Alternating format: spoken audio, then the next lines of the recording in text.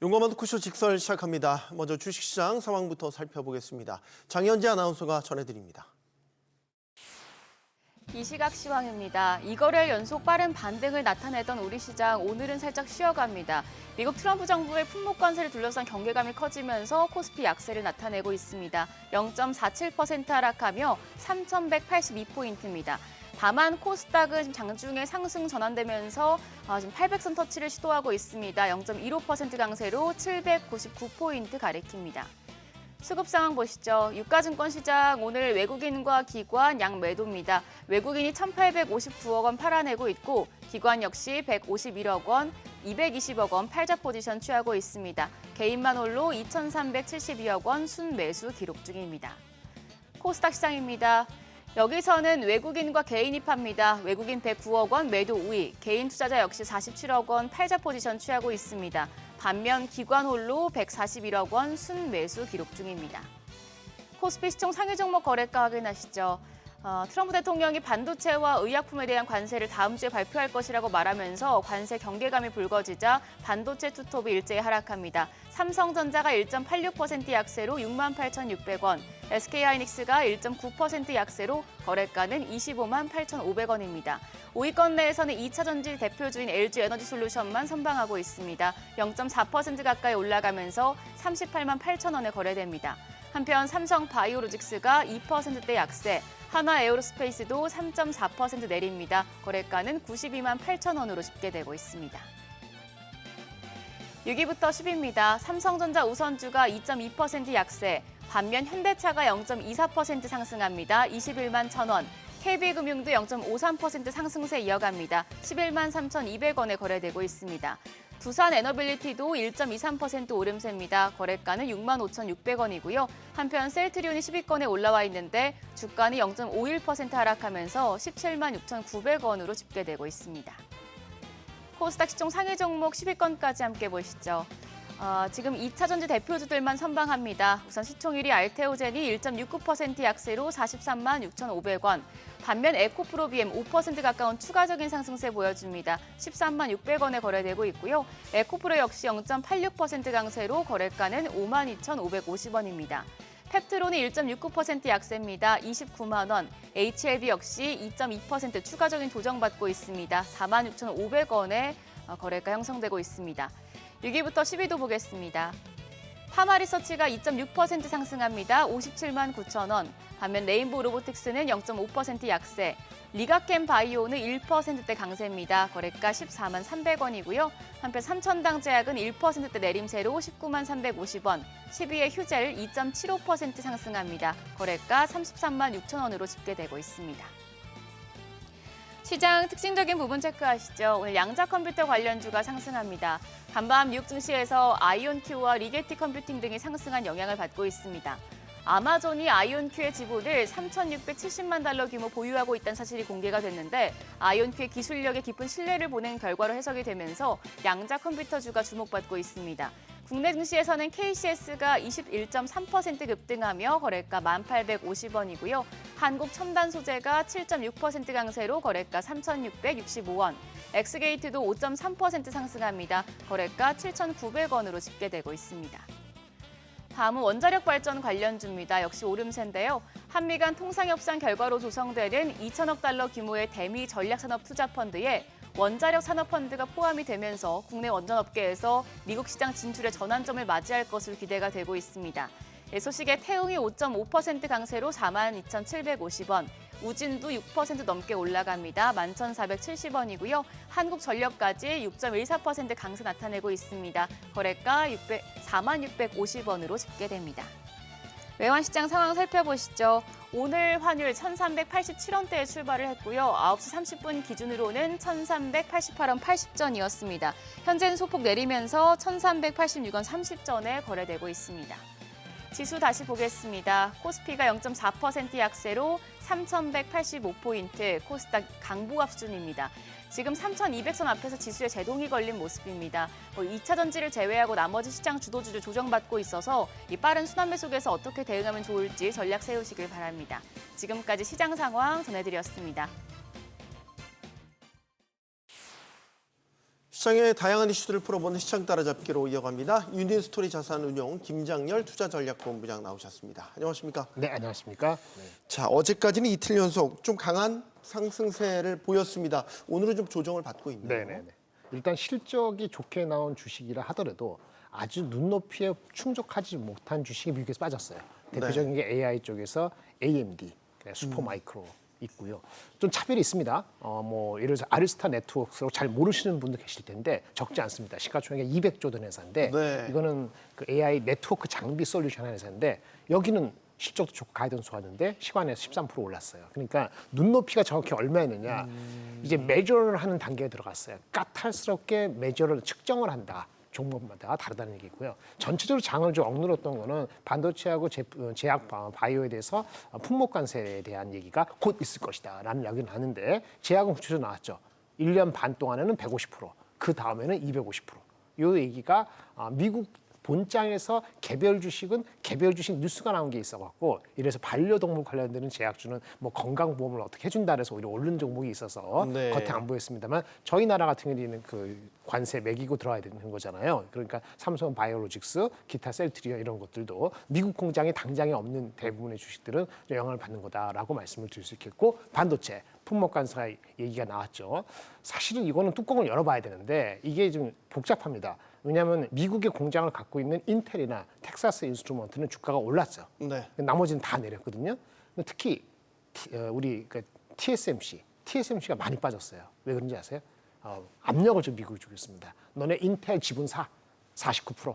그렇지 않으면 관세 엄청 매길 수도 있어. 이런 얘기가 기사가 나오는 이런 것들이 한국의 대표적인 주식에 영향을 주고 있다. 이렇게 말씀을 드릴 수 있겠습니다. 네. 자, 일단 오늘 조정을 받고 있습니다. 우리가 지난주 마지막 거래일에서 증시가 블랙 프라이데이라고 할 만큼 3, 4%의 급락세를 맞았고 그 주요 원인은 세제 개편안에 대한 실망감, 특히 대주주 양도세 기준에 대한 변화 이 부분을 주시했는데 지난 이틀간의 강한 반등으로 어느 정도 우려를 다 털어냈다고 보십니까? 올라간 게 그것만 갖고 털어낸 건 아니죠. 미국장이 금리 인하에 대한 게 그 순간에 월요일 날 발행이 돼서 그게 어저께 그저께 영향이 있는 겁니다. 그러니까 그 상법에 대한 것이 다시 원복했기 때문에 그것만 가지고 주식이 올라간 건 아니에요. 미국 장에 대해서 금리 인하의 효과에 대한 긍정적인 기대감이 좀 반영이 된 것도 있습니다. 그리고 물론 상법에 대해 아까 말씀하신 그 대주주 양도세 그 기준에 대해서도 10억으로 하느냐 다시 검토한다고 얘기하시잖아요. 네, 지금 검토하고 있는 중이죠. 예, 그거를 이제 그럼 다시 원복 50억으로 가는 거를 100% 반영했느냐 이건 아닌 것 같아요. 근데 기대 심리는 꽤 높은 것 같습니다. 믹스돼 있습니다. 초반에는 이제 양도세 기준 변경에 대한 실망감 너무 과하게 반영을 했다라는 분석도 있는 것이고 어쨌든 뭐 국민청원까지 올라와가지고 지금 정부 여당에서도 다 재검토를 하고 있다니까 그건 이제 결과에 따라서 또 어떻게 반응할지를 봐야 되겠죠. 다음 또 변수가 환율인데 네네. 환율은 좀 종잡을 수가 없는 게 사실 강달러로 다시 방향을 바꿨나 해서 뭐 달러 인덱스도 보면 거의 100에 육박할 정도로 네네. 올랐다가도 1% 이상 훅 빠졌다가 다시 또 올랐다가. 다시 또 지금 조금 또 올랐다가 그러니까 아직은 방향을 종잡을 수가 없어요. 그건 당연할 것 같아요. 왜냐하면 이게 네. 환율이라는 게 상대적인 거잖아요. 물론 관세 가지고 미국의 위치가 흔들리면 달러가 약세 추세로 된다고 올해 6월 달까지 봤던 그 추세가 맞았습니다. 근데 7월부터 헷갈리기 시작한 거고 8월 들어와서 관세가 마무리되는 것 같은데도 해결이 안 된 거 보는 거는 상대적으로 어느 나라가 더 약할 것이냐 경제적으로 이슈거든요. 미국보다 유럽이 더 약하면은 달러는 강세가 될 수 있는 거죠. 네. 한국보다 미국이 경제 성장이 높으면 정확히 말씀드리면 미국에 대한 경제 성장 전망은 우리보다 높습니다. 그렇죠. 올해가 낮다 하더라도 1.2%, 1.4%지 이게 1.0으로는 안 가잖아요. 대한민국에서 만약 추경이 아무리 했더라도 이게 1.1을 간다는 사람이 거의 없을 겁니다. 네. 1% 왔다 갔다. 그러니까 추세적으로 달러 대비했을 때 원화가 강세가 빨리 될 거라고 기대하는 것 자체는 우리의 경제 체질을 봤을 때는 무리인 거고요.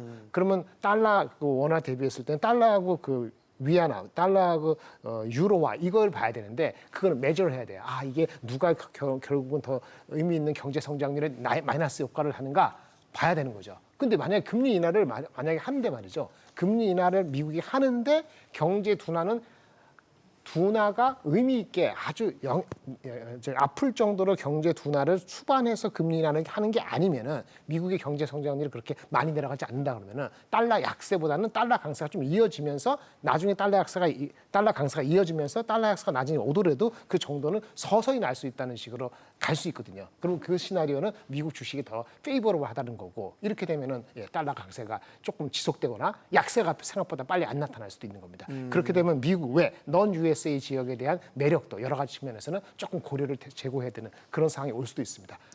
중요한 건 이제 우리 증시의 수급 측면에서 보면 달러가 강세고 원화가 약세면 이제 원달러 환율이 이제 오른다고 본다면 외국인 수급이 들어오는데 이제 환경은 좋아지는 건 아니니까. 맞습니다.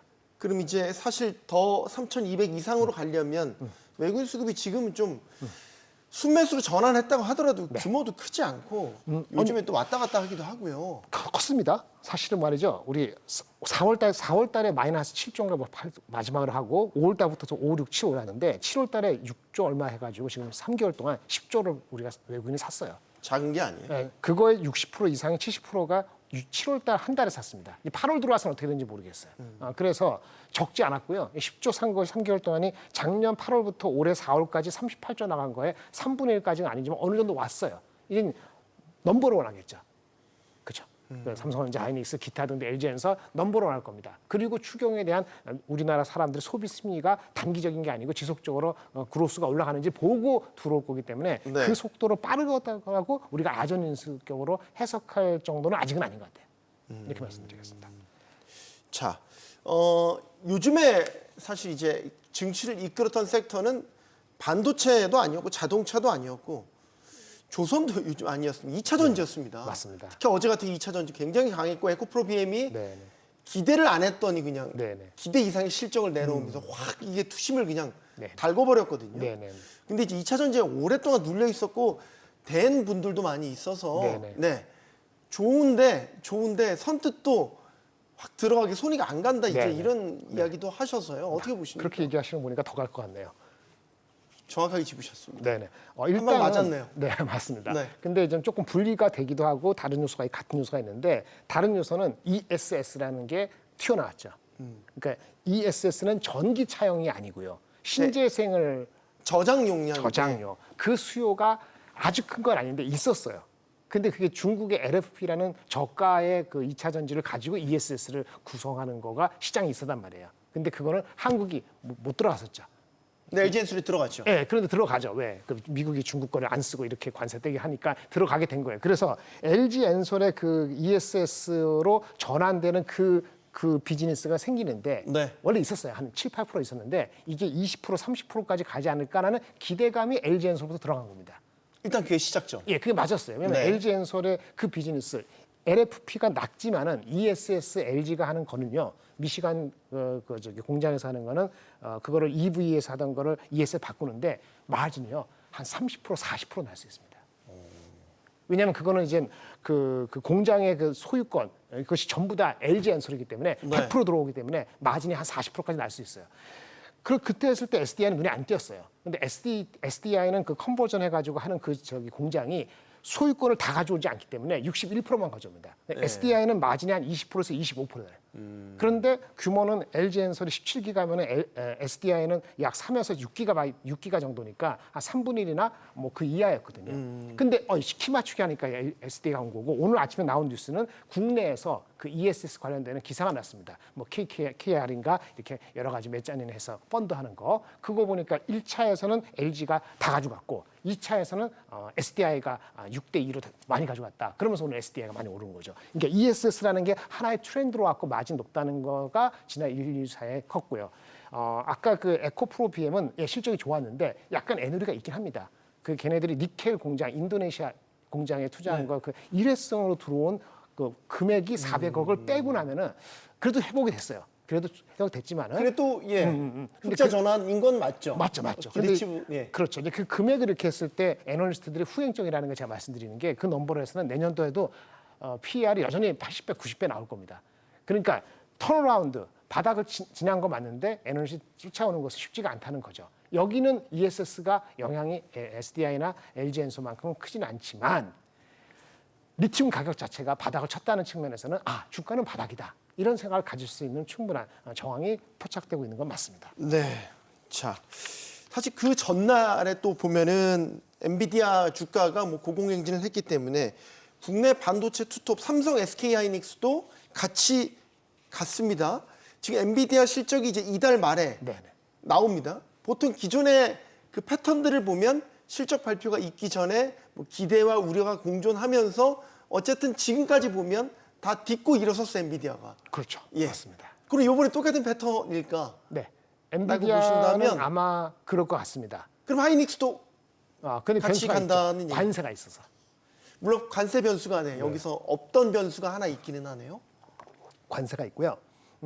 저번에 말씀드린 것 같은데 AI의 수요가 흔들린다는 얘기는 지금 들리고 있지 않지 않습니까? 아직 없죠. 오늘도 AMD 실적 나고 슈퍼마이크로 실적이 나왔는데 실적이 이슈가 된 게 아니거든요. 높아진 눈높이 정도가 아니라서 주가가 빠지는 차익 실현이 됐을 뿐이고 아리스타 네트워크스 아까 말씀드린 것처럼 네트워크 장비 쪽은 더 좋았거든요. 주가가. 네. 그래서 수요가 이슈가 아니고 빨리 주가가 올라간 겁니다. 그러면 삼성하고 하이닉스 이건 뭐냐? 아까 이제 관세에 대한 게 한번 짚고 넘어가야 되는 게 하나 있고요. 어쨌든 관세가 5%건 10%건 15%건 맞게 되면은 고객하고 나눠 가져야 되잖아요. 그거에 대한 걱정이 있고 또 하나는 뭐냐면 삼성이 HBM 콜이 빨리 되면은 하이닉스가 어떻게 영향을 받는 이런 우리끼리의 싸움이라는 그 개념이 있어서 가격의 전망이 수요는 좋은데 가격의 전망이 우리가 기대하는 만큼 녹록할까? 혹시 생각하지 않은 가격 하락이 있을까 이런 우려가 지금 한 달째 이어지고 있는 거기 때문에 요거가 해결되기 전까지는 엔비디아가 올라가는 것만큼 삼성하이닉스가 돌아간다고 볼 수는 없습니다. 오늘 삼성전자 하이닉스 같이 빠지는데 네. 아까 HBM 얘기가 나왔으니까 최근 보도에서는 물론 확인이 필요하지만 삼성전자 HBM4 샘플 공급했다는 소식, 네. 3E와 관련된 소식도 나왔어요. 이걸 좀 정리를 해주시죠. 네. 명확하게 어디까지가 우리가 신뢰할 만한 것인지, 어디까지 염두에 두고 봐야 되는 것인지 워낙 설왕설래가 많아서요. 신뢰할 건 없습니다. 이 세상에 아무것도 없고요. 네. 이제는 삼성전자 하이닉스가 공시하기 전에 아니면 엔비디아나 정말 테슬라 공급처럼 이렇게 하기 전에는 신뢰할 건 아무것도 없고 그냥 네. 스페큘레이션입니다. 그래서 그거를 100% 받아들이었다가는 또 단기적으로 물릴 수도 있는 그런 위험성이 있는 겁니다. 가장 최근에 한 거는 삼성전자가 HBM3E를 포기 안 하고 들어가려고 하는데 엔비디아가 그거에 상응하는 가격 인하 요구를 했다. 근데 삼성이 받아들이는 거 아니냐? 그럼 그거는 그래도 늦게나마 들어가는 게 좋으냐? 여기까지가 삼성에 대한 기대심이었고요. HBM4는 콜 샘플을 삼성이 줬는데 하이닉스가 먼저 훨씬 들어갔기 때문에 HBM4는 하이닉스가 가격 내고를 하고 있다고 보는데 하이닉스가 HBM3E가 삼성에 들어오고 뭐 마이크론 경쟁하면 가격 인하 압력을 받을 것 같다는 생각은 들지 않겠습니까? 그래서 신제품의 HBM4에 대해서 가격을 엔비디아한테 우리는 이거 이해하면 안 되고 더 높여야 됩니다. 코스트 이러니까 예를 30% 40%더 높여야 됩니다. 이런 얘기가 시장에 많이 회자가 됐던 거죠. 이 둘 다에 대해서 삼성 하이닉스 어디도 정식적으로 이것이 맞다라고 얘기하지는 않고 있습니다. 오히려 이거는 말이 안 된다라는 얘기를 했다는 또 기사는 나온 게 있고요. 이런 상태입니다. 확인되지 않은 거는 기본적으로 기대도 실망도 하실 필요가 없다.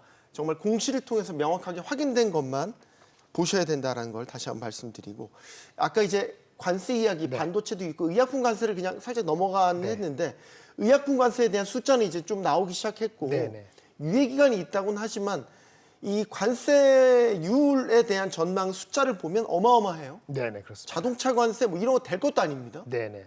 괜찮겠습니까? 이거 이대로 얻어맞게 된다면 국내 제약바이오에 충격할 것 같고 그게 이제 한 이해도 안 되는 게 지금 트럼프 행정부에서는 자국 내에서의 약가 인하를 지금 외치고 있다는 말이죠. 네. 사실 빅파마들이 거기에 대한 상당한 프레셔를 받고 있는 상황인 건데 관세를 이렇게 부과를 하게 되면 약간 올라가는 거 아닌가요? 그러니까 상충되는 것 같기도 하고 혼란스럽습니다. 미국에 와서 공장 지라는 겁니다. 똑같이. 그 얘기긴 한 건 알겠는데 네네.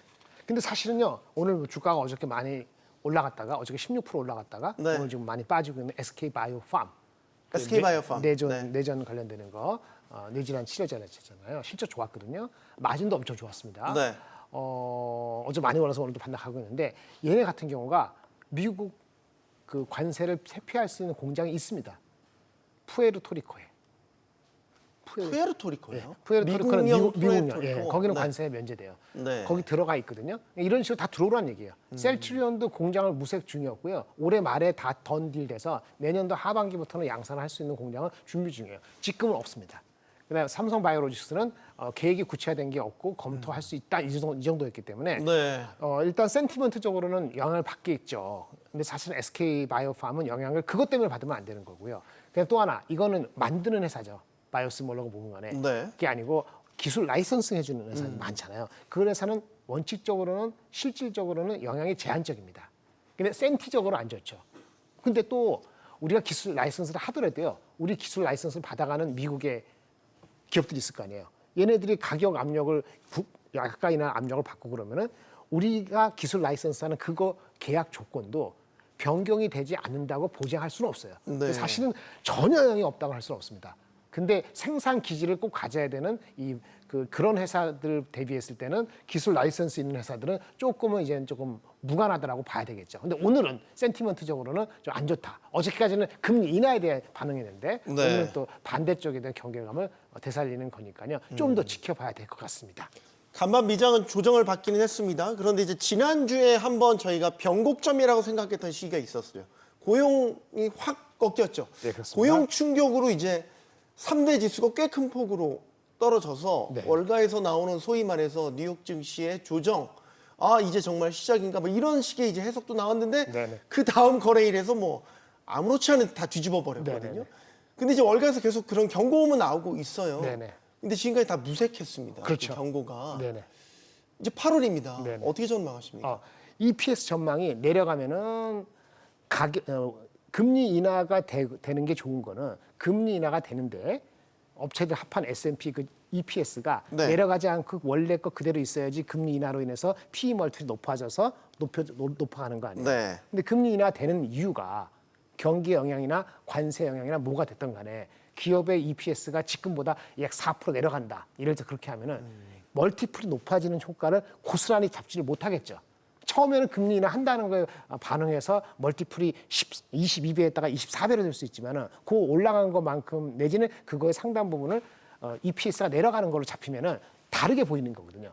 그러면은 이제는 그게 회석되는 겁니다. 그 사람들이 왔다 갔다 하는 거예요. 그러면 금리 인하를 하는 게 좋은데 경기 영향을 뭐가 EPS가 내려가는 주식이 있고 안 내려가는 주식이 있는데 안 내려갈 수 있는 주식이 뭐냐? 그게 AI라고 보는 겁니다. 그래서 AI 쪽의 멀티플은 살아있는 거고요. 나머지 주식들은 그 영향을 받게 되면은 S&P 기준으로 금리 인하가 내려가서 만약에 10년물 국채가 4.3이 아니고 지금 4.2, 4.1, 4.0이 되면 멀티플은 24배가 아니고 25배, 26배 갈 수 있는데 EPS 넘버가 260, 280이 아니고 250, 240 이렇게 내려가면 상쇄되잖아요. 그러면 갇히는 겁니다. 그래서 6,000에서 6,500이 딱 갇히는 효과가 나타나는 거예요.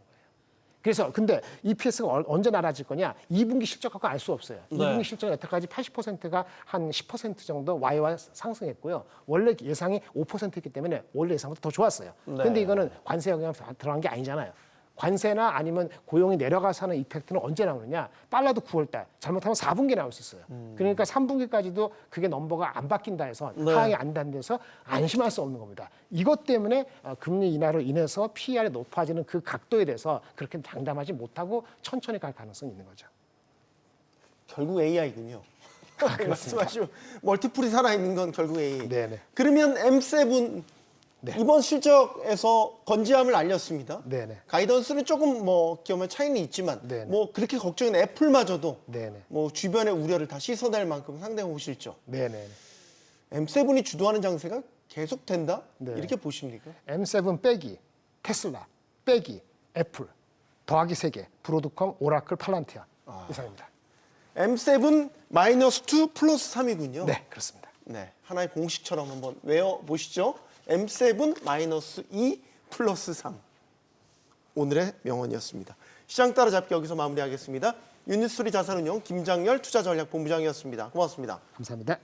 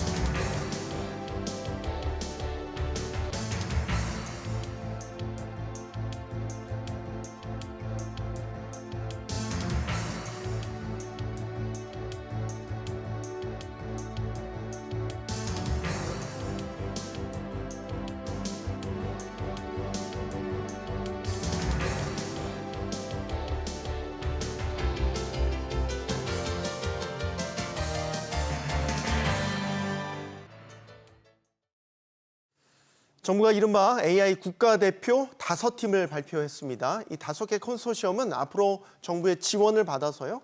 한국형 AI 파운데이션 모델을 개발하게 되는데요. AI 3대 강국을 목표로 내세운 정부, 독자 기술로 AI 생태계를 구축하겠다는 전략입니다.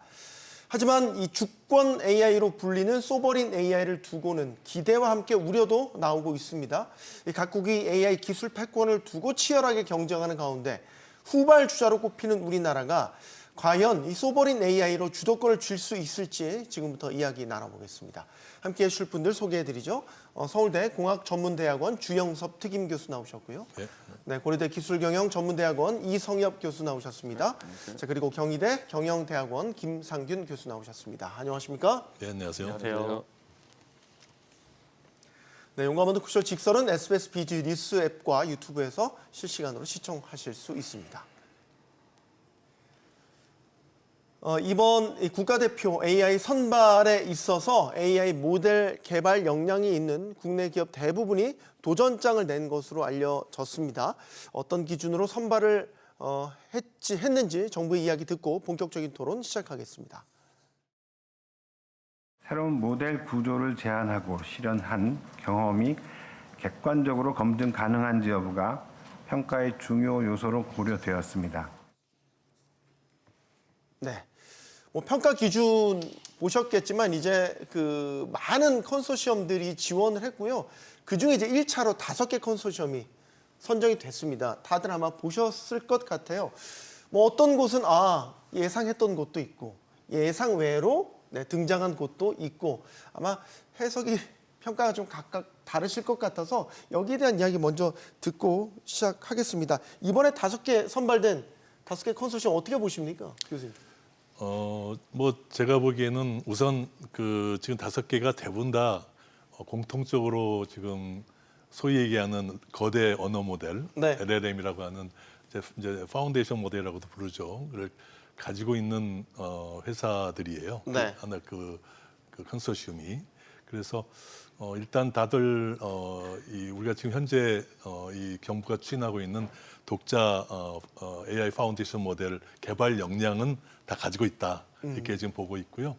이제 근데 단지 이제 조금 앞으로 아쉬운 건 뭐냐면 대부분의 지금 5개 회사가 전부 다 좀 국내 중심에 가깝기 때문에 이게 이제 그게 요즘 많이 나오는 논란의 여지가 네. 되고 있는 것 같아요. 그래서 이게 사실은 국내 중심이 아니라 정말로 이 실속 있고 팔리는 AI 파운데이션 모델이 되려면 이제 세계 언어, 세계 문화를 다 학습할 수 있어야 되는데 그런 하나의 역량이 앞으로 어떻게 될 거냐 하는 문제들이 대해서 좀 논의가 있는 것 같고요. 그러다 보니까 이제 당연히 어떤 얘기가 중요하냐면 이 지금 얘기한 독자 파운데이션 모델이라는 게 도대체 뭐냐? 네. 이제 그걸 이제 흔히들 얘기하는 게 이제 소버린 AI라는 네. 말이 요새 아주 굉장히 회자가 되고 있고 소버린 AI 얘기가 과연 정의가 또 뭐냐 하는 거에 대한 또 전문가들 사이에도 엄청난 이 차이가 있어요. 그러다 보니까 그것 때문에 이 어디서부터 어디까지가 소버린 AI냐, 독자 파운데이션 모델이라는 게 사실은 이제 어디서부터 어디까지 해야 우리가 성공하는 거냐 하는 그 문제인데 사실은 소버린 AI의 가장 소버린이라는 뜻이 뭐냐면 주권이 있다는 내가 결정권이 있다는 거잖아요. 그러니까 우리나라가 하나의 해외 지금 미국이나 중국이나 이런 해외 AI 회사에 종속되지 않고 기술 독립을 하고 우리가 결정권을 갖고 있는 그런 모델을 개발하자 하는 거기 때문에 취지는 너무나 당연한 거 너무나 중요한 이거 당연히 해야 되는 일이라고 봐야 되고요. 네. 근데 이제 그거를 하는데 그 원칙 자체는 좋은데 그걸 하는 과정에 소버린 AI에 그 3가지 요소가 있습니다. 하나는 AI 모델, 우리가 얘기하는 지금 모델이 하나 있고 네. 또 하나는 데이터, 2번째가 데이터고 3번째가 일종의 우리가 AI 데이터 센터 거기를 이루고 있는 GPU 같은 요새 GPU 몇만 장을 사느냐 이런 얘기가 많이 나오고 있지 않습니까? 그래서 그 컴퓨팅 인프라 하는 이 3가지가 이 요소인데 그 3가지를 우리가 전부 다 갖출 거냐? 그게 목적이냐? 아니면 그거보다 원래 당초 목적대로 기술 종속을 회피하고 독립할 수 있는 정도가 어디까지냐 네. 그거에 대한 문제들이 지금 논란의 여지가 있는 거지 기본적으로 뭐 특히 우리나라 국방이라든가 산업이라든가 의료라든가 이런 분야에서 해외 의존할 수는 없잖아요. 그러니까 그런 면에서 우리가 독자적인 파운데이션 모델을 개발한다는 거는 당연히 해야 되는 일이고 거기에 지금 우리가 얼마를 투자하더라도 저는 뭐 그거는 절대 낭비될 가능성이 없고 우리나라의 기술 역량의 육성에 큰 도움이 되는 굉장히 중요한 조치라고 생각합니다. 네. 자, 여러 이야기를 해 주시긴 하셨는데 일단 다시 한번 질문을 좁혀서 보면 이번에 선발된 5개 컨소시엄이 되겠죠. 네. 일단 컨소시엄에 대한 평가 어떻게 보시는지 먼저 듣겠습니다. 일단 이제 뭐 사업자 선정이라는 건 기본적으로 과거의 실적하고 미래의 계획으로 이제 이루어지는데 네. 이번에 선발 5개 컨소시엄은 보니까 이제 과거에 이제 파운데이션 모델을 개발한 경험이 있는 업체들로 이루어진 것 같습니다. 네. 그래서 일단 그 모델이 기본적으로 이제 개발되어 있다는 과거의 경험이 있다는 거하고 또 보면 내용에 들어가 보면 이제 하드웨어나 소프트웨어 또 이제 학교 뭐 연구기관 해가지고 산학연이 이제 같이 컨소시엄을 가지고 들어왔다는 것도 이제 의미가 있는 것 같고요. 그리고 이제 뭐 내용별로 보면 이제 플랫폼 기업인 이제 네이버가 들어가 있고, 네. 그다음에 통신사인 SK텔레콤이 들어가 있고, 또 전자나 통신을 하고 있는 LG, 그다음에 게임 회사, 그다음에 또 업테이지 같은 스타트업. 그래서 다양한 기업분들에서 이제 선발이 됐다 이렇게 저는 보고요. 이제 뭐 좀 약간 의외였던 건 이제 KT나 카카오가 이제 사실은 탈락했죠? 제외됐는데 네. 그 부분은 이제 말씀드린 대로 이제 파운데이션 모델을 자체 개발한 경험이 없고 주로 외산 모델을 가지고 이제 자기 서비스 적용하려다 보니까 그런 게 아마 좀 감점용이 되지 않았느냐 뭐 그렇게 보입니다. 두 분 비슷한 의견이신 것 같아요. 일단 독자적인 모델을 갖고 있는지 여부에 따라서도 1차 평가가 갈렸던 것 같아요. 교수님께도 의견 듣겠습니다. 전 5개 기업이 각자 좀 다른 색깔을 갖고 있는 굉장히 중요한 포인트 같아요. 네. 서로 비슷한 기업을 5개를 동시에 라운드에 올린 게 아니라 각자 경쟁력이 굉장히 다릅니다. LG 같은 경우에는 그래도 현재 나온 모델들 중에 세계 벤치마킹 기준으로 95%에서 100% 사이에 굉장히 높은 점수를 내고 있는 모델을 갖고 있는 기업이고 네. 네이버 같은 경우는 잘 아시겠지만 대민 서비스를 많이 하면서 수많은 텍스트나 비디오 정보를 많이 갖고 핸들링했던 특성이 있고 SK텔레콤 같은 경우는 아무래도 이제 모바일 기반으로 사용자들의 이동 데이터 또 실제 서비스를 하고 있는 기업이다 보니까는 거기서 강점이 있고 또 업스테이지 같은 경우에는 보게 되면 스타트업이지만 가장 지금 이 컨소시엄들 중에는 그래도 국외 판매, 국외 서비스를 실제 많이 하고 있는 기업 중에 하나가 업스테이지거든요. 그런 식으로 보게 되면 좀 겹치는 사업자가 없고 또 다르기 때문에 이들이 경쟁도 하겠지만 이 과정을 통해서 서로 좀 시너지도 나오지 않을까 하는 기대도 살짝 듭니다. 근데 이제 5개 팀이 다 최종은 아닙니다. 계속 중간 평가를 거쳐서 또 떨어지는 팀이 나오기는 해요. 근데 이제 그 모든 이런 프로젝트도 있고 또 다른 뭐 GPU에 대한 확보 문제, 이 지원을 받는 이런 사업도 있는데 빠지지 않는 기업 하나가 이제 네이버예요. 이 네이버가 이번에 새 정부 들어서면서 장관도 많이 배출을 했고 네이버가 이제 이 사업에 다 들어가니까 이게 네이버가 너무 독식하는 거 아니냐 뭐 이런 우려도 업계 일각에서는 있는 것 같아요. 우려할 만한 겁니까? 그냥 뭐 충분히 뭐 사실 많이 말을 부르는 겁니까? 네, 충분히 뭐 우려가 나오는 거는 뭐 대중의 입장에서 이제 당연할 수 있는데 네. 사실 그 AI계의 특성을 제대로 들여다보면 네. 별로 우려의 여지는 별로 없어 보이는 이유가 이 AI는 다른 산업하고 달라가지고 특히 디지털 쪽은 1, 2등이 독식을 합니다. 네. 그러니까 3, 4등, 5등, 5, 6, 6등은 별로 의미가 없어요. 그렇기 때문에 사실 이번에 최종적으로 두 팀을 뽑겠다는 것도 사실은 제일 잘하는 1, 2등을 뽑겠다는 거고요. 저는 오히려 어떤 면에서는 제일 잘하는 1등을 뽑아서 네. 거기다가 집중시켜야 지금 우리나라 예산이 사실 지금 100조라고 하지만 미국이나 중국은 뭐 천조 단위로 지금 놀고 있거든요. 네. 그렇기 때문에 이게 100조가 우리나라 과거에 비하면 굉장히 많은 거지만 이 전 세계 이 쩐해 전쟁의 입장에서 보면은 그렇게 큰 돈이 아니에요. 그러다 보니까 그 돈을 이렇게 나눠서 여러 회사다 나눠주는 거는 어떻게 보면 사실상 처음부터 실패할 여지가 많은 겁니다. 그래서 이 AI 분야는 1, 2등이 독식한다, 특히 1등이 독식한다 하는 것들을 감안하면 결국은 가장 잘하는 기업에다가 몰아줘야 된다 하는 게 되거든요. 그럼 지금까지 그러면 잘하던 기업이 어디였냐? 뭐 지금까지 보면 뭐 사실 아까 네. 다른 분들 말씀대로 네이버의 하이퍼클로버 X라는 네. 아주 풀스택의 AI 모델이 있고 또 LG가 또 엑사원 같은 또 역시 또 풀스택 모델이 있기 때문에 그런 면에서 이제 그런 기업들이 이제 자연히 평가위원들한테 이게 정부가 정하는 게 아니라 전문가로 이루어진 평가위원회 네, 같은 평가위원회는 있죠. 네. 평가위원회에서 보기에는 저희가 제일 잘할 거다 하는 거기 때문에 이거는 뭐 오히려 나눠주는 게 오히려 더 문제지 너무 한쪽에다 몰렸다는 거에 대해서 너무 걱정하실 필요는 없지 않나. 이걸 결국 중요한 건 그렇게 한 결과가 국민의 혈세가 들어간 이 우리나라에서는 뭐 단군 이래 최대 프로젝트와 다름이 없는데 네. 이게 성공하느냐가 결국은 가장 중요한 거고 거기에 우리가 초점을 맞춰야 될 것 같습니다. 네. 자,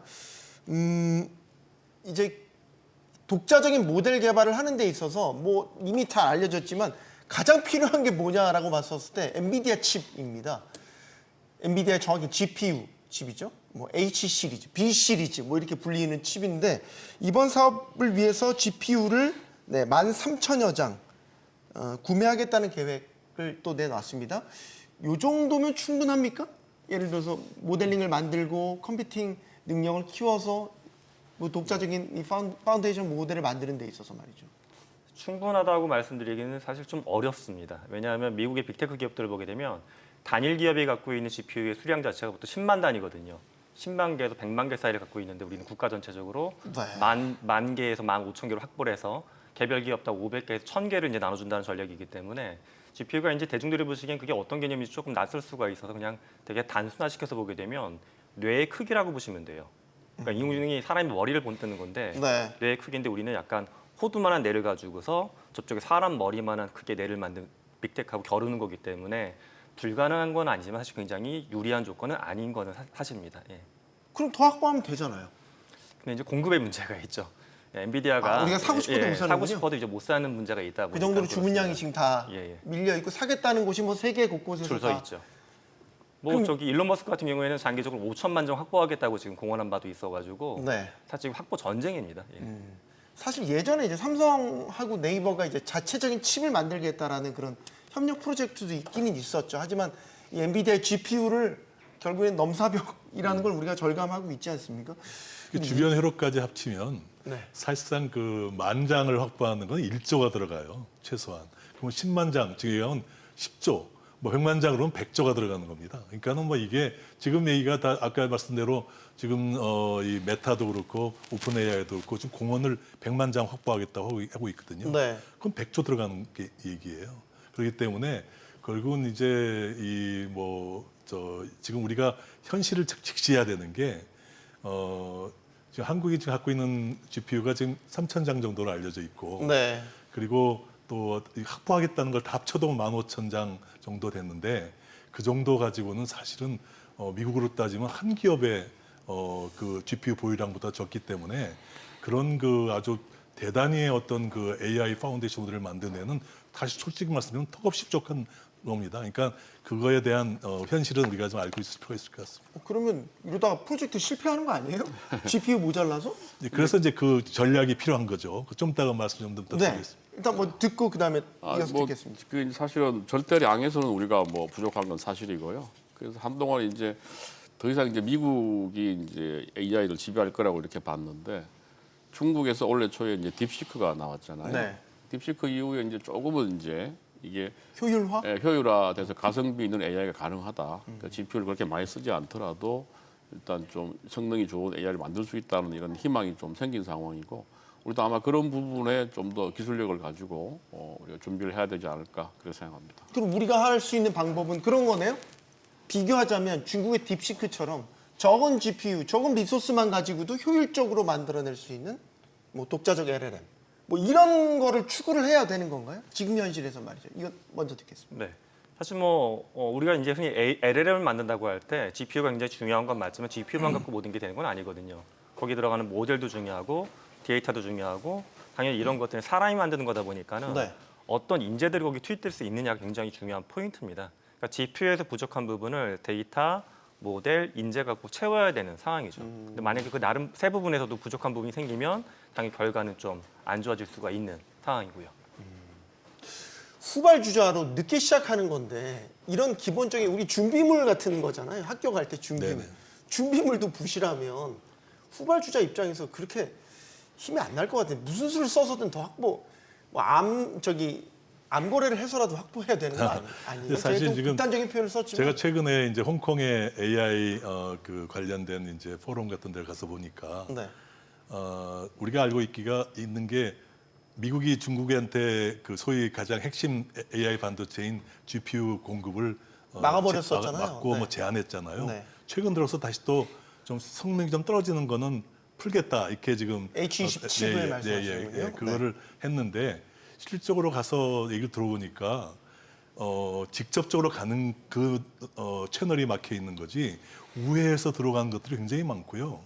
그래서 실질적으로 저희 많은 전문가를 또 동의하는 거지만 지금 딥시크가 아주 굉장히 적은 양을 가지고 그 수준의 기술을 개발했다고 하는 것은 사실상 아니다. 실질적으로 중국도 지금 뭐 수십만 장을 지금 네. 가지고 있기 때문에 예. 좀 더 성능이 떨어지는 거라도 말이죠. 그거를 통해서 다 했기 때문에 사실은 지금 말씀대로 이 어떤 컴퓨팅 인프라가 없이 뭘 한다는 거는 기본적으로 쉽지 않죠. 그래서 사실 우리가 한국이 그런 면에서 이제 특단의 전략이 필요한 거지 미국이나 중국하고 똑같이 이 똑같은 전략을 써가지고는 지금 현재 100조 투자를 하더라도 어떤 뭐랄까 우리가 원하는 결과를 내기는 그렇게 쉽지는 않은 현실입니다. 이 프로젝트가 성공하길 응원하는 입장이지만 저희는 이제 토론을 하는 입장이기 때문에 각각의 리스크를 좀 짚어보고 있습니다. 지금 2027년까지 글로벌 AI 모델의 95% 이상의 성능을 구현하는 이 독자 모델을 개발하겠다는 이 프로젝트의 목표점입니다. 2027년. 올해 2025년인데 그러면 올해, 내년, 내후년까지 3년 정도거든요. 사실 이것도 걱정이에요.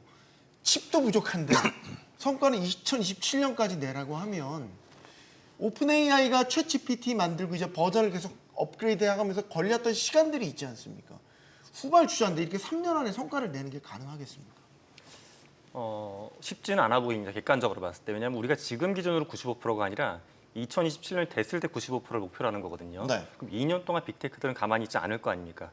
최근에 그렇죠. 보면 네. 메타만 해도 정의팀을 꾸렸고 GPT-5도 나온다는데. 그렇죠. 네. GPT-5에 대한 얘기도 있고 또 일론 머스크의 그록 진영도 보게 되면 투자가 어마어마하게 들어가고 있고 최근에 계속 새로운 걸 써보면 이제 그록 같은 경우에 이미 웬만한 박사학위 수혜자만큼의 지적 능력을 보유하고 있는 걸로 벤치마크가 나오고 있거든요. 네. 2년 뒤에 그들은 더 고도화된 걸 내놓을 텐데 우리는 지금 기준으로 따라가는 것뿐만 아니라 2년 동안에 나올 격차까지도 또 초월해야 되는 그런 이중의 압박을 받고 있는 게 현실입니다. 그래서 그러면 또 이제 인재 부분이 중요한데 그럼 한국의 AI 인재가 과연 충분하냐라는 부분도 보게 되면은 일반적인 걸 개발할 수 있는 인재 풀은 많지만 원천적인 알고리즘이나 좀 딥한 거를 개발할 수 있는 인력들은 사실은 상당수의 기업에서 외국에 또 뺏긴 게 또 사실이긴 합니다. 인재가 없는 건 아니지만 부족한 건 사실입니다.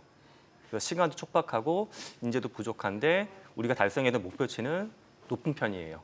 그렇다고 해서 우리가 70%를 목표할 수도 없는 게 70%, 60%의 결과치가 나오면 이건 못 써먹는 게 되거든요. 현재는 95%를 잡는 게 좀 타당하긴 하지만 그 타당성이 실현 가능성하고는 약간 좀 다른 어려움이 있어서 걱정은 되는 게 솔직한 마음입니다. 이게 너무 서두르다 그르치는 거 아닌가 싶어요. 그러니까 이게 정부가 주도하는 프로젝트 항상 맹점 같은 게 시점 같은 걸 정해놓고 그때까지 어떤 정도의 성과가 나와야 되고 그 성과가 안 나오면 죄송합니다. 이제 공무원들 입장에서는 여기에 대한 예를 들어 페널티를 준다든가 뭐 이런 식의 행정적인 그 절차들도 있잖아요. 네. 그러니까 이게 주객전도가 돼버릴까 봐 2027년이라는 숫자에 매몰되면 안 되는 거 아닌가라는 생각이 듭니다. 제가 보기에는 지금 우선 제가 계속 강조드리는 겁니다만 이 독자 파운데이션 모델 개발은 꼭 해야 되는 일이고 설사 이게 좀 목표대로 못 갔다 하더라도 그동안에 그 우리나라의 그 AI 생태계를 육성하고 우리나라 기술 개발 역량들을 키운다는 면에서는 일단 평가를 해줘야 됩니다. 그런 게 굉장히 중요하고요. 이게 꼭 성공했냐 실패했냐를 떠나서 우리나라의 AI 역량이 올라갔느냐 하는 것도 평가해야 될 포인트라고 좀 봐야 되고요. 그 다음에 이제 중요한 거는 27년이냐 28년이냐 이게 중요한 것보다도 지금 AI의 속도는 지금 뭐 2년 앞을 지금 내다본다는 그 자체가 어려울 정도로 지금 뭐 2년 앞을 내다볼 수 있는 사람은 아마 별로 없을 거예요, 전문가 네. 사이에도. 지금 워낙 그 뭐 몇 달 사이로 모든 게 바뀌고 있기 때문에 그래서 지금 너무 그 횟수에다가 포커스를 맞출 건 아닌 것 같고요. 그 다음에 이제 지금 어떤 면에서 보면은 27년도 늦어요. 그러니까 우리가 보면은 지금 이 속도로 보면은 그러면은 정상적으로 미국이나 중국이 하는 속도를 그대로 따라가서는 어렵겠죠. 그래서 제가 요새 굉장히 강조하게 드리는 건 뭐냐면 지금 목표가 조금 좀 바꿨으면 좋겠다. 이게 이 우리 한국의 독자 파운데이션 모델이 27년 당시에 세계 최고 수준의 95%를 달성하는 것, 이거는 너무 기술 중심의 목표예요. 기술 중심의 목표를 반드시 뭘로 바꿔야 하냐면 목적 중심의 목표로 바꿔야 됩니다. 무엇을 위한 AI냐, 무엇을 위한 독자 파운데이션 모델이냐 하는 그 목적이 뭐냐 하는 걸로 바꿔야 돼요. 그럼 결국은 뭐 95%짜리를 만들어서 결국 한국한테 뭐가 좋아지는 거냐 그 얘기죠. 뭘 위한 이 독자 파운데이션 모델이냐는 거죠. 네. 근데 거기에서 만약에 지금처럼 챗GPT하고 또는 뭐 메타의 라마하고 뭐 지금 저 XAI의 그 그록하고 경쟁하겠다 이런 전면전은 제가 보기엔 승산이 없습니다. 그러니까 지금 뭐 각 들이고 있는 이 리소스나 자원이나 모든 현재 위치나 모든 면에서 봤을 때 전면전은 승산이 없어요. 그래서 네. 지금 제가 항상 강조드리는 게 우리 정부가 좀 더 목적을 분명히 해서 선택과 집중을 해야 된다. 특정 분야에 집중을 해야 한국이 승산이 있지 전체 분야를 다 하겠다 하는 거는 사실상 승산이 없는 거다. 그래서 제가 이순신 장군 얘기를 많이 드리는 게 이순신 장군께서 아마 대항해서 왜군을 맞아서 싸웠으면 100점 100배 했을 겁니다. 근데 항상 우리가 강한 우리 지형을 잘 아는 아주 이 물들목에서 전쟁을 했기 때문에 네. 우리 왜군을 이겼잖아요. 마찬가지로 대한민국의 울돌목은 어디냐, 어디에 집중하는 것이 좋으냐 하는 거고 좀 이따 좀 더 상세하게 말씀드리겠습니다만 산업 결국 우리가 강한 분야이면서 또 임팩트가 큰 우리나라 경제에 임팩트가 큰 결국은 이 AI 독자 파운데이션 AI 모델을 만들어서 그 하나의 한국 경제에 기여하겠다 하는 그런 개념의 이 목표를 가지고 산업 AI에다가 집중을 하면 네. 산업 특화 AI에 집중을 하면 그러면 거기선 승산이 있습니다. 그 이유는 뭐 좀 더 말씀드리지만 가장 중요한 게 데이터가 중요하기 때문에 그런 거거든요. 그래서 네. 꼭 AI 모델만이 아니라 그래서 그런 면에서 예. 좀 더 앞으로 우리 그 27년까지 95% 이건 별로 의미가 없다. 오히려 어느 분야에서 우리가 이 하나의 결과를 내겠다고 하는 선택과 집중을 특히 산업 쪽에다 집중하는 것이 대단히 알겠습니다. 중요하다는 말씀드리겠습니다. 제가 조금 말씀 추가하면 지금 이제 미국과 중국만큼의 아마 우리가 성능을 내는 모델을 2027년까지 가는 건 어려울 것 같아요. 근데 이제 우리가 이제 AI 이제 3대 강국으로 간다는 것은 이제 지금 미국, 중국 말고 그 외에 이제 프랑스나 캐나다나 이제 우리가 좀 비슷한 수준에 있는 나라들이 있습니다. 그러니까 이 나라들보다는 압도적으로 좀 한번 우위를 가져보는 전략이기 때문에 그런 것을 타겟으로 하면 저는 27년까지 95% 성능 정도는 가능할 것 같다고 이렇게 봅니다. 그리고 특히 이제 그동안 문제가 이제 우리가 네이버나 LG가 거의 단독으로 이제 이 모델을 개발해 왔는데 이번에 정부도 전폭적으로 지원을 하고 또 아까 말씀드린 것처럼 산학연이 지금 협력해서 하고 있기 때문에 우리의 기술력을 가지고 95%는 가능하지 않겠느냐. 그래서 우리가 미국, 중국만큼은 아니지만 프랑스나 캐나다와 같은 이 3위권 경쟁을 하는 데서는 앞서가는 쪽으로 간다는 목표를 세우면 그건 가능할 걸로 이렇게 보입니다. 이것 원초적인 질문을 다시 드리고 싶은 거는 사실 우리가 예전에 이제 모바일 시대에 들어와서 휴대폰에 대한 운영 체제 경쟁 같은 걸 우리도 했었는데 사실 그냥 완전한 실패였거든요. 이제 구글과 애플로 이제 정리가 됐죠. 근데 이제 생태계의 문제였잖아요. 사실 생태계가 조성이 안 되니까 좋은 모델 만들어도 소용이 없었죠. 그러니까 저희가 이제 이 소버린 AI라는 거를 독자적으로 만들면 비슷하게 되는 것 아니냐, 이제 갈라파고스처럼 그냥 고립되는 것 아니냐, 이런 걱정도 하고 있어요. 그런 측면에서 보면 소버린 AI가 꼭 필요하냐, 이제 이런 거에 대한 논쟁 여전히 있거든요. 이것도 의견 한 말씀씩 듣겠습니다, 교수님. 사실 소버린 AI를 뭐라고 볼 것이냐에 대한 정의가 명확하지가 않아요. 전문가들 사이에서도. 근데 흥미로운 게 예를 들어 프랑스나 독일이나 싱가포르도 소버린 AI를 주장하고 있긴 한데 우리가 주장하는 것과 좀 모양이 다릅니다. 예를 들어 프랑스를 보게 되면은 일반 민간 부분에서는 외국계 AI를 써라. 독일도 마찬가지예요. 네. 독일도 민간 분야는 오픈 AI 있거나 구글 거 쓰는 거 허용하고 있고요. 앞으로도 그렇게 내다보고 있어요. 근데 정부를 보게 되면 프랑스를 보게 되면 이제 뭐 국방이나 사법이나 교육 쪽은 소버린으로 간다. 독일은 국방하고 행정 쪽을 간다. 이렇게 정의가 되어 있어요. 즉 국가의 안보나 뭐 정치와 관련된 것들, 철학과 관련된 것들은 소버린으로 가고 나머지 민간 분야나 대중의 사용은 글로벌하게 좋은 걸 쓰도록 그냥 풀겠다라는 게 그들의 정책이에요. 네. 근데 우리의 정책은 보면 정부에서 명확하게 워딩을 내세우고 있지는 않지만 제가 이해한 바로는 우리나라는 국방뿐만 아니라 민간 분야 사업자들, 그다음에 대국민 모두가 다 우리나라 걸 썼으면 좋겠다는 취지로 이 사업을 하고 있는 것 같아요. 그래서 이제 소버린 AI를 과연 우리가 지향점을 어디에 둘 건지가 좀 더 뾰족하게 정리될 필요성이 있는데 이제 흔히 미래를 예측할 때 탐색적인 예측이 있고 규범적인 예측이 있는데 규범적으로 보게 되면 우리 거를 2, 3년 안에 만들어서 다 쓸 수 있으면 좋죠. 그걸 목표로 잡는 건 규범적으로는 좋다라고 봐요.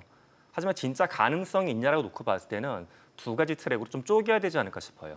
그렇게 성공했을 때 우리의 LLM이 진짜 확실히 있다는 전제하에서 어떤 생태계를 구성할 수 있을지도 한번 고민해봐야 되고요. 또는 2, 3년 뒤에 우리 LLM이 충분히 좋지 않을 때 그때는 또 이제 이 과정에서 배웠던 걸 바탕으로 해서 생태계를 어떻게 조성할지. 그러니까 두 가지의 시나리오를 놓고서 지금부터 미래를 투 트랙으로 준비할 필요성이 있다라고 봅니다.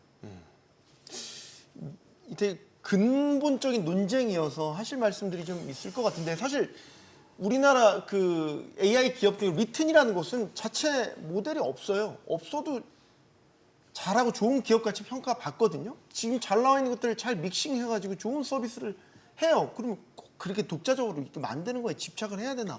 라는 의문도 들고요. 그러니까 이제 우리가 파운데이션 모델이라는 게 기초 모델이잖아요. 네. 그러니까 기초 위에 이제 여러 가지 애플리케이션이 올라가는 건데 아까 뉴턴도 결국은 이제 미국의 오픈 소스 빅테크를 가지고 이제 개량해서 쓰고 있는 건데. 네. 근데 오픈 소스라고 하지만 나중에 오픈 소스를 뭐 조건을 바꿔서 유료화한다든가 또 더 추가적인 업데이트를 하지 않는다든가 하면 그 서비스 자체가 이제 없어지거든요. 그러니까 이제 이 기초 모델이나 파운데이션 모델이 없으면 우리가 응용하는 서비스들이 그 기초 모델에 종속될 수밖에 없던 거죠. 그래서 우리가 독자적으로 어떤 그 서비스를 개발하는 데 있어서 그걸 외산에만 의존하게 되면 결국 우리는 이제 하청 기지화 될 수밖에 없는 문제가 생겨서 예컨대 우리가 지금 넷플릭스나 유튜브도 마찬가지거든요. 넷플릭스가 지금 전 세계 유통망을 다 잡고 있잖아요. 우리가 아무리 좋은 콘텐츠를 만들어도 실제로는 유통으로 인한 수익은 다 플랫폼이 가져가는 방식이어서 AI도 아마 그런 게 비슷하게 지금 적용이 될 것 같습니다. 그래서 일단은 우리가 IT 강국에서 AI 강국으로 가는 데에서 가장 중요한 건 우리 기술력, 우리의 인프라, 우리의 데이터로 만들어진 어떤 AI 모델이 있어야 되겠다. 그래서 이 부분은 아까 우리 교수님 말씀대로 국방이나 공공처럼 데이터가 해외로 나가서 안 되는 부분은 반드시 이제 이런 우리 자체 모델을 사용하고 네. 민간 부분에서는 이제 기존의 빅테크들의 모델을 좀 개량하거나 이런 식으로 사용 방법으로 가야 되지 않겠느냐 저도 그렇게 생각하는데요. 한 가지 문제는 이걸 만약에 소브린 AI를 이렇게 공공 분야에만 쓰는 걸로 한정을 해버리면 우리 공공 배달 앱처럼 실제로는 시장에서는 아무도 이제 수요가 없는 아주 고립된 이제 그럼 뭐 정부 쪽은 다 그런 성능이 떨어지는 이제 뭐 AI를 써야 되는 문제가 생겨서 네.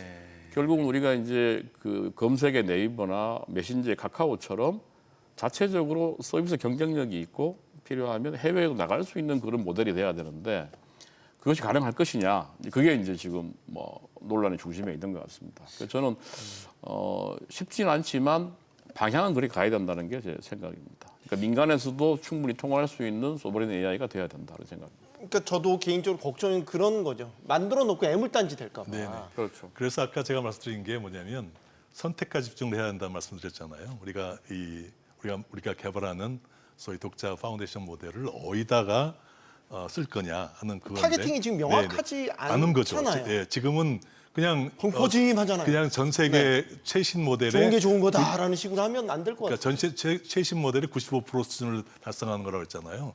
그러니까 95% 수준을 달성하면 안 됩니다. 예, 결국은 그러니까 그것도 그래요. 왜 예, 95로 95% 하면 한정 지어놔요? 결과도 100%한테 이길 수가 없잖아요. 한 200% 해놔야지.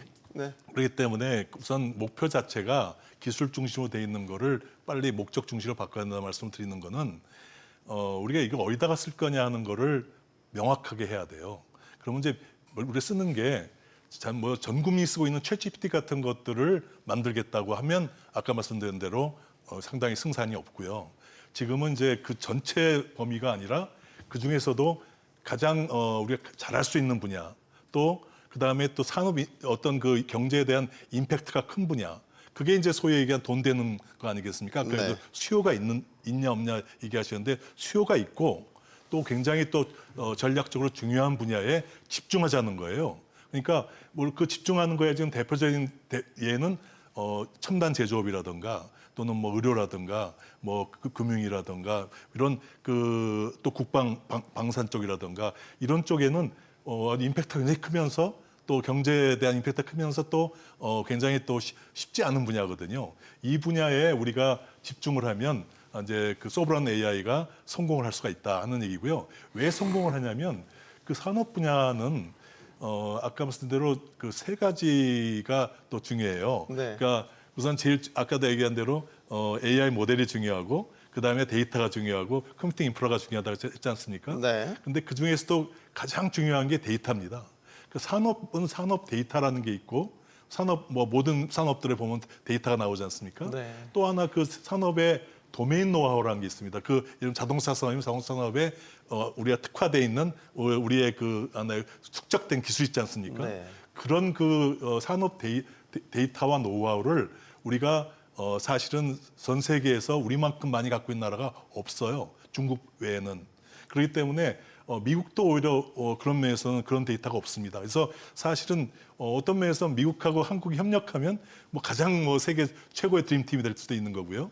그래서 어떤 그 우리 한국이 산업 분야에 특화돼 있는 이 그 AI 모델에다가 집중을 하면 그러면 아까 얘기한 데이터라는 그 중요성 때문에 네. 한국이 세계를 주도할 수 있는 가능성이 생긴다 하는 것이 아까 얘기한 네. 울돌목이 될 수 있다 하는 얘기를 드리는 겁니다. 알겠습니다. 김상 교수님께도 그럼 우리가 만약에 타겟팅을 좀 명확하게 날카롭게 한다면 어디에 타겟팅을 하는 게 좋겠어요? 이제 교수님께서는 산업 쪽 네. 말씀을 주셨고 저는 둘 다 가능한 것 같아요. 전 대국민 서비스나 일반 국민의 사용을 서버린으로 간다라는 정책은 조금 조심스러운 면이 있다고 보이고요. 네. 뭐 국방이나 교육 같은 부분, 예를 들어 교육도 보게 되면 프랑스 같은 경우는 왜 그 교육을 서버린으로 가려고 하냐 하면 프랑스의 정신을 미국에 의지할 수 없다라는 게 프랑스의 철학이에요. 그러니까 우리도 이제 한국의 정신을 우리 아이들한테 가르치려고 하게 되면 우리만의 AI가 필요하다라는 거 공감이 됩니다.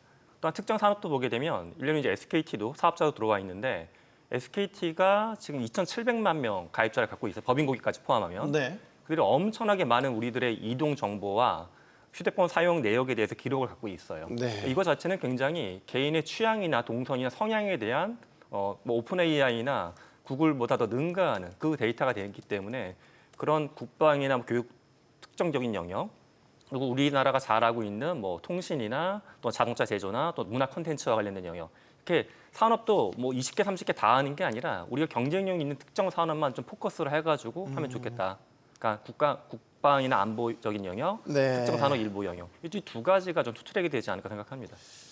학교에 계신 분들이니까 인재 얘기를 하려고 그러는데 다들 제자들 다 이제 키우실 거 아니에요.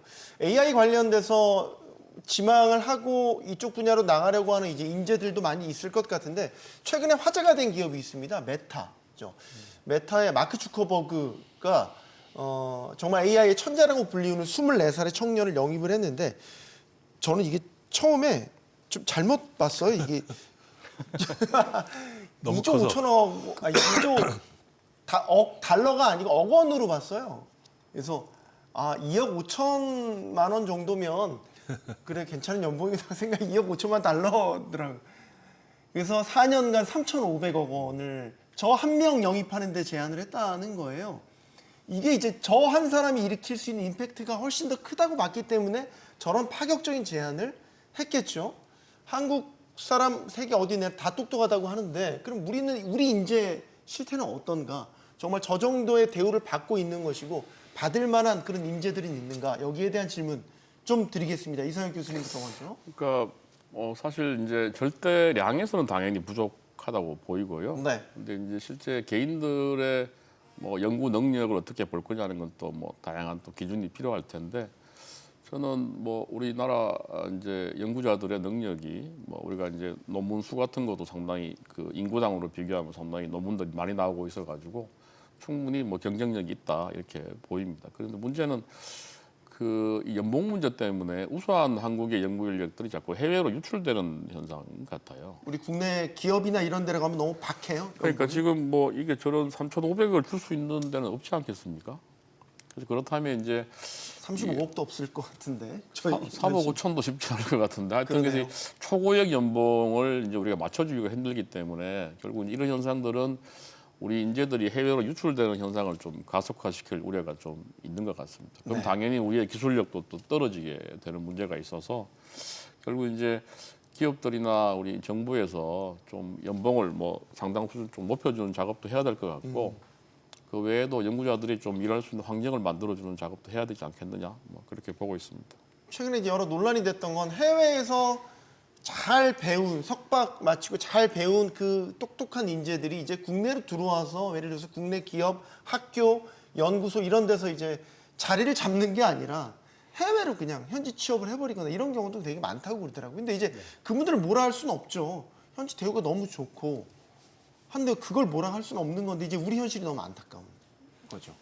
예, 저는 뭐 인재가 많다 적다를 떠나서 이걸 지표적으로만 봐도 드러나는 게 특허량을 작년에 보게 되면 AI 분야, 뭐 생성형 AI 조표도 마찬가지인 게 중국하고 미국이 1, 2위를 다투고 있고 우리나라가 3위인데 문제는 1, 2위하고 격차가 너무 크다는 데 있어요. 네. 그리고 우리를 포함해서 한 5등, 6등까지는 또 고만고만해요. 도토리 키재기예요.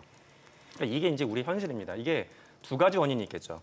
우리가 인재풀이 적다라는 것도 문제고요. 또 하나는 이런 인재를 기업에서 안고서 온전하게 일할 수 있는 문화적인 기반이 약하다는 데 있어요.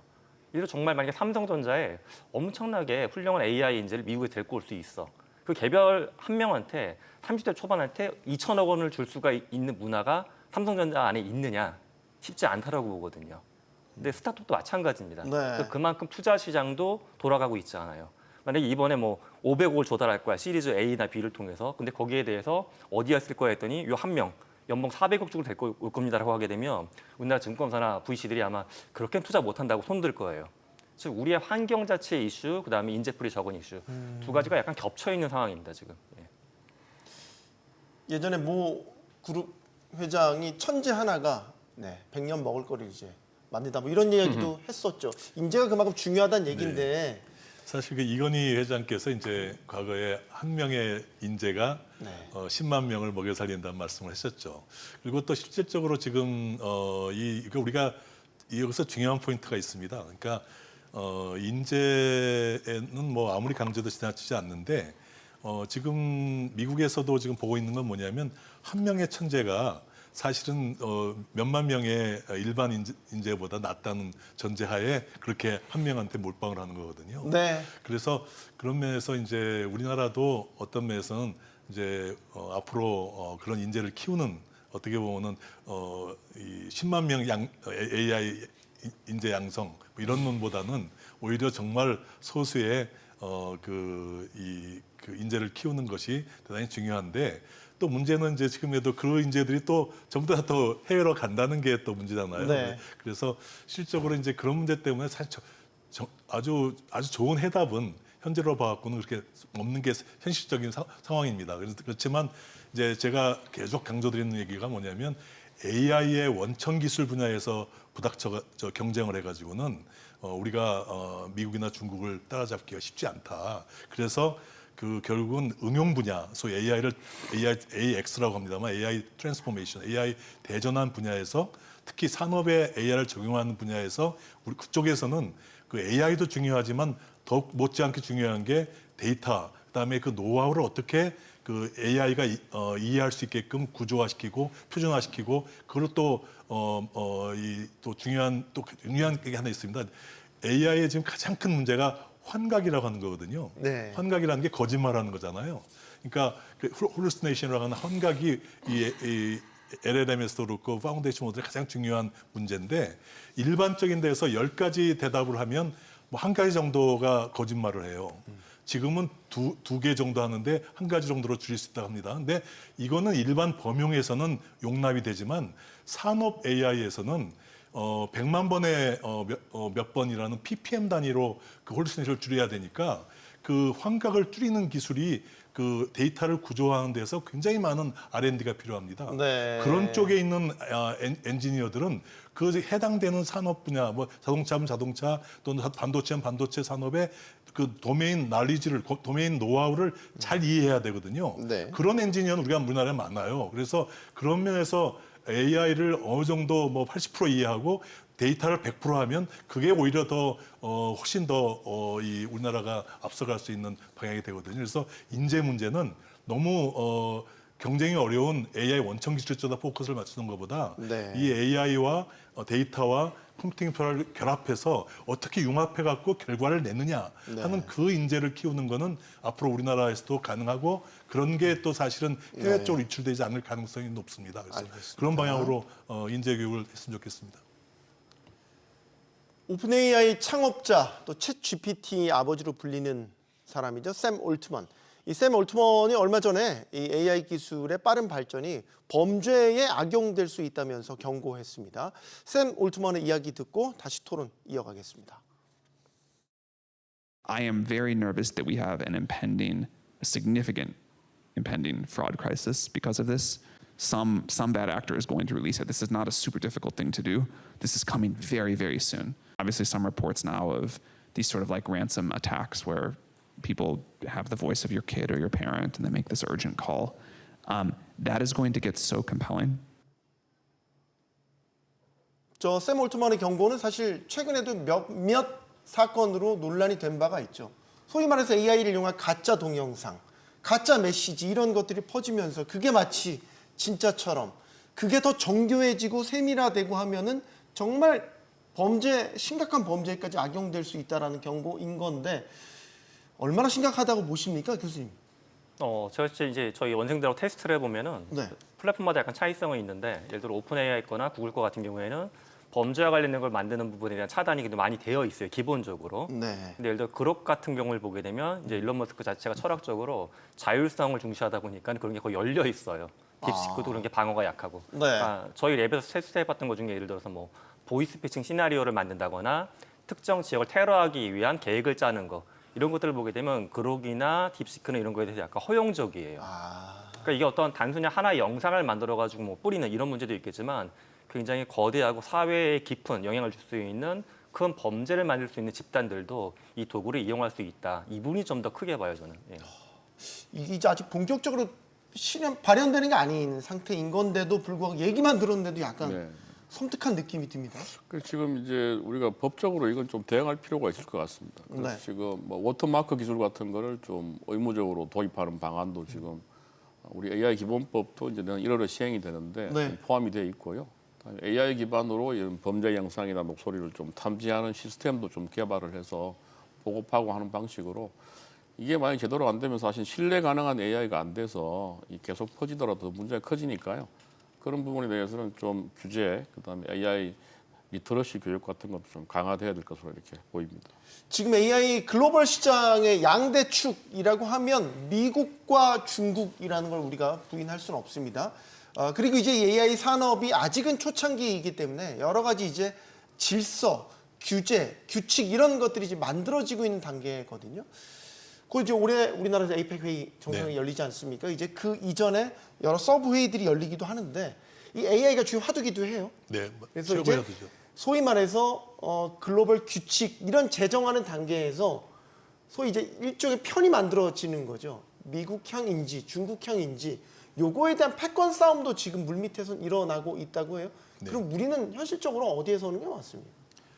뭐 사실 우리나라 입장에서는 뭐 미국 편이냐 중국 편이냐 어느 네, 정도 좀 쓰기가 유치한 표현 같지만 쉽지 네. 않죠. 근데 그러니까 결국은 중요한 건 뭐냐면 지금 결국은 이제 AI의 많은 지금 세계적인 그 논쟁이 저는 상당히 많이 미국도 그렇고 중국도 그렇고 기술에 포커스를 맞추고 있다고 봐요. 아까도 계속 말씀드리는 거지만, 이 기술을 그러니까 이 포커스가 아니라 이 AI 기술이 무엇을 위한 거냐 하는 결국은 인류를 위한 것이어야 되지 않겠습니까? 네. 그러니까 인류를 위한 인류의 번영을 위한 AI가 필요한 거 아니냐 하는 거에 대한 하나의 그 선언적인 어떤 그 리더십을 한국이 가져가야 될 필요가 있다고 생각해요. 왜냐하면 네. 한국은 이게 사실 어떻게 보면 동양적 사고도 필요하고 서양적 사고도 필요하고 이런 게 또 융합돼서 결국 앞으로 미래 세계인이 나가야 될 미래 사회는 어때야 된다 하는 것도 우리가 제시하면서 거기에 필요한 그 기술이 AI가 그런 사회를 만들 수 있다 하는 거를 하나 제시하는 하나의 계기를 네. 이번 APEC에서 제시하면 좋겠다 하는 생각을 하고 있습니다. 사실 전임 바이든 행정부에서도 한미일이 AI와 관련해서도 사실 협조 체계가 있었죠. 그래서 뭐 워터마크는 대표적인 거지만 전반적인 규율을 정하는 데서 협력하자라는 안도 있었죠. 저희는 어떻게 보면 자연스럽게 미국 쪽으로 흘러가는 게 자연스러운 거 아닌가라는 생각이 들기도 하고요. 네. 근데 이제 사실 미국과 중국의 기본적인 정책의 차이점부터 한번 살펴볼 필요가 있는데요. 네. 중국은 아무래도 이제 규제를 좀 강하게 하면서 국가가 정책을 드라이브하고 있고요. 미국은 좀 더 규제는 약화시키면서 산업계 내에서 자정적인 어떤 흐름을 통해 갖고 자율 경쟁하도록 시장을 만들어 왔어요. 근데 한국은 보게 되면 중간에 서 있는 것 같아요, 좀 우리나라가. 그러니까 정부에서 강하게 드라이브를 거는 것 같으면서도 또 규제는 상당 부분 강하진 않은 편입니다, 아직까지는. 네. 사실 우리랑 비슷한 모델을 먼저 취했던 게 유럽 쪽이고요. 근데 저는 그래서 우리나라가 뭐 중국과 미국 중에 한쪽에 기울 상황은 아닌 것 같아요. 이게 어떤 좌나 우의 정치 논리로 갈 부분이 아니라 어떠한 모델을 취하는 게 우리나라의 그 2년 후에, 3년 후에 그 장면에 유리한 건지를 보고서 그때그때 좀 약간 왔다 갔다 하는 전략을 취해야 되지 않을까 하는 게 저희 개인적인 바람입니다. 네. 근데 뭐 잠깐 좀 하나 더 덧붙이면요. 이제 맞춰야 되는데요. 아 그래? 그래. 저희가 다음 다시 토론 네, 자리를 마련하겠습니다. 네, 알겠습니다. 그때 네. 이어서 하도록 하시죠. 자, 이 소버린 AI 프로젝트의 성공은 정말 중요합니다. 이 프로젝트의 성공에 멈춰서도 안 됩니다. 마중물이 돼서 생태계가 만들어져야 되고요. 오픈 AI, 엔비디아 이런 곳들과 경쟁할 수 있는 스타트업들이 많이 나와야 됩니다. 토론 마치겠습니다. 여기는 모든 경제가 모이는 SBS 비즈입니다. 시청해주신 여러분 고맙습니다. 네, 감사합니다.